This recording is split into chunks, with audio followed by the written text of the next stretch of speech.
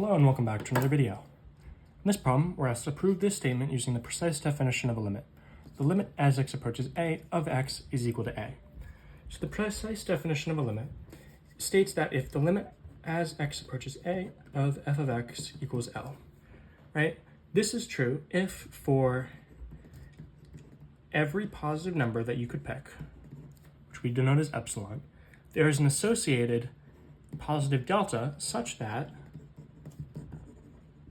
if 0 is less than the absolute value of x minus a is less than delta, then the absolute value of f of x minus L is less than epsilon. So let's plug in our values here. So a here is the value which x is approaching. So here it actually is still staying a. So this inequality stays the same. F of x here is the function, so that's just x. And L here is the value of the function the limit equals, so that's a is less than epsilon. So what we have to do is to get these inequalities to match, and they do except for the fact that we have this 0 on the end here.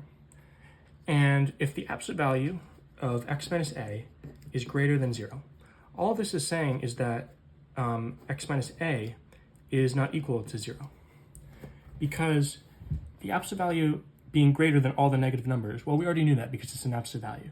So the only number that this is excluding is 0 itself, therefore x minus a is not equal to 0, and x is not equal to a.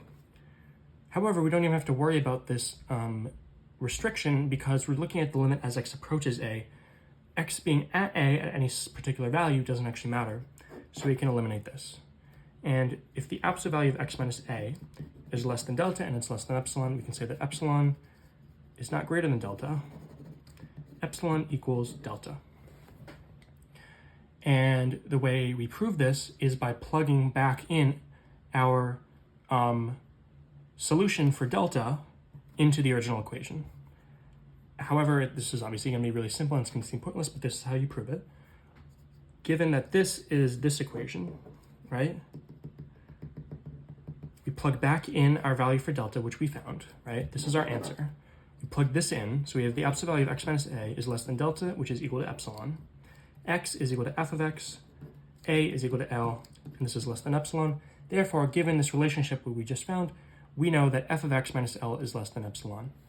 And again, that might have seemed really pointless, but the point here is that for every epsilon that we found, we have a delta, which is equal to epsilon, but we have that delta. And that delta works in a way such that the absolute value of f of x minus L is less than epsilon, given the fact that x minus a is less than delta.